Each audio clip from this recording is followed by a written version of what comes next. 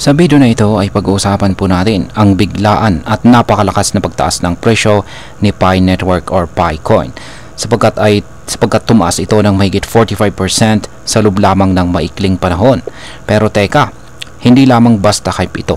May malalim po na dahilan kung bakit biglang umakyat ang presyo ni Picoin at may mga importanteng bagay po tayong kailangang intindihin bilang mga Pinoy crypto traders at investors ni Picoin.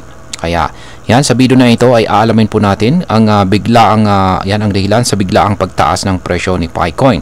Ayan, nakikita po natin dito sa crypto.news na si Picoin ay kasalukuyang nasa presyong 0.65 ngayon.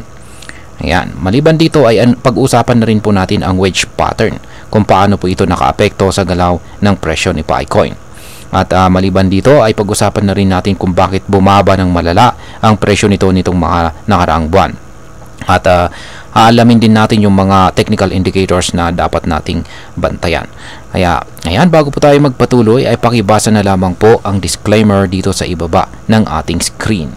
Ayan, simulan po natin sa kung bakit tumaas ang presyo ni Pi Network or Picoin kailan lang. Ayan, kamakailan lamang. Kasalukuyang nagiging usap-usapan po ang Pi Network sapagkat dahil po sa kanyang naging parabolic price movement na kamakailan lamang. Ibig sabihin ay sobrang bilis at tuloy-tuloy yung kanyang naranasang pagtaas sa presyo sa loob lamang ng maikling panahon. Sapagkat umakyat po ito ng 45% mula po sa presyo nitong 0.51. Ayan, mula sa presyong 0.51, umabot po siya sa mataas na presyong 0.75. Kaya ito na po ang pinakamataas na presyo simula noong March 31. Isa po sa mga pangunahing dahilan nito ay ang malaking volume ng trading. Umabot po sa mahigit $1 billion ang volume na pinakamataas mula noong unang bahagi ng March. Kapag malaki po ang volume, ibig sabihin ay maraming nagbebenta at saka bumibili, kung saan ay nagpapakita ng malakas na interest mula sa market. Ayan.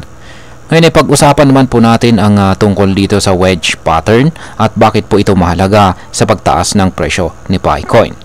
Yan, ang tinatawag na falling wedge pattern ay isa po itong technical analysis pattern na kadalasang nagpapahiwatig ng isang bullish reversal.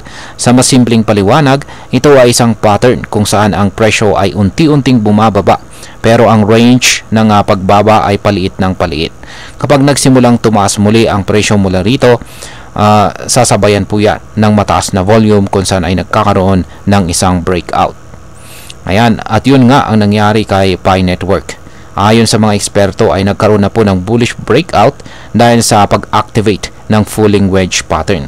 Kasabay nito ay nagpakita rin ang chart ng tinatawag na bullish divergence, kung saan ay tumataas ang oscillator indicators tulad po ng MACD at saka Bollinger Bands trend. Kahit na bumaba ang presyo ni Picoin dati, ito ay palatandaan na posibleng magbago po ang trend mula sa pagiging bearish nito kung saan ay magiging bullish na po. Ayan. Ngayon bakit naman po sobrang bumagsak ang presyo ni Picoin nitong mga nakaraang buwan? Ayan, ano ba ang mga dahilan? Nitong February 26 ay umabot po ang presyo ni Picoin sa $3. Pero pagkatapos nun ay tuloy-tuloy itong bumagsak ng higit 75%, kung saan ay nagdulot ng malaking pagkalugi sa maraming mga investors, lalo na po sa mga tinatawag na pioneers na unang sumali dito sa Pi Network. Ngayon ay ano po ang dahilan ng pagbagsak na ito? Unang dahilan ay ang tokenomics ni Picoin, kung saan ay may malaking epekto. Ayon po sa data ay maglalabas po sila ng 1.6 billion na Picoins sa loob ng susunod na 12 buwan or 12 months. Kapag mas marami pong bagong tokens ang pumapasok sa sirkulasyon, bumababa po ang halaga ng bawat token at tinatawag po itong dilution. Yan. Pangalawang dahilan, wala pa rin pong major exchange listings. Hanggang ngayon ay hindi pa rin po listed itong si Picoin sa mga malalaking exchange platforms tulad po ni Binance, Coinbase o Kraken. Ibig sabihin ay maraming investors at saka traders sa buong mundo ang hindi pa rin maka-access ng Picoins. At ang pangatlo, mahina ang ecosystem growth ng Picoin.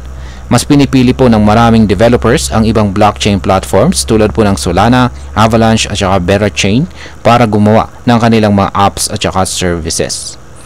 Ngayon is pwede pa bang tumaas ang presyo ni Pi Network? Ayon po sa technical analysis, may posibilidad pa rin na umakyat ang presyo ni Picoin pero sa short term lamang. Ang susunod na target ng mga bulls ay ang psychological resistance level sa presyong $1. Yan po ay mga 35% na pagtaas mula sa kasalukuyang presyo nito ngayon. Pero yan, babala lamang po kung bababa ang presyo sa price level ay yan sa price level na ito ay mas mababa pa sa low ng linggong ito. Ayan, kung kung bababa po ang presyo sa low ng linggong ito, ayan, maaari pong mabaliwala ang bullish outlook na ito. Kaya kung ikaw po ay may Picoin holdings, bantayan mo po ng mabuti ang galaw ng market. At ngayon ay pag-usapan naman po natin ang maaring maging epekto nito para sa atin bilang mga Pinoy crypto traders at investors ni Picoin. Ayan, para sa atin na nagmimina ng Picoin mula pa noon, ito ay maaaring panandali ang magandang balita. Posibleng tumas pa ang value ng ating Picoin holdings, lalo na kung magpapatuloy ang momentum ng market. Pero dapat na rin pa rin po tayo mag-ingat. Tandaan, wala pa rin pong official listing sa mga major exchanges, kaya hindi pa rin ganap na ma-liquidate o ma-cash out ang karamihan sa mga Picoins. Kung may market man ngayon, yan, isang peer-to-peer ito at maaring may kasamang risk tulad po ng scams at saka underpricing. Ngayon, kung balak mo pong pumasok ngayon dito kay Picoin, isipin mo na lang kung hanggang saan ang risk tolerance mo. Dahil kahit mukhang promising ay volatile pa rin ang galaw ni Picoin ngayon. Yan, bilang panghuli ay ang masasabi ko naman po rito ay totoong nakaka-excite naman ang biglaang pag-akyat ng presyo ni Picoin ngayon. Pero hindi pa ito sapat bilang batayan para masabi nating ito ay isang long-term winning project. Kailangan pa rin ng mas malawak na adoption, official exchange listings, malinaw na roadmap mula sa team, ecosystem na may real-world use cases. Kung isa ka pong pioneer ng Picoin, tisin mo na lang muna ang waiting game. Pero kung bago ka pa lamang, huwag ka munang pumasok dahil lang sa hype. Mag-research ka muna. Obserbahan mo po ang galaw ng market at huwag mong kalimutang mag-diversify ng iyong investment.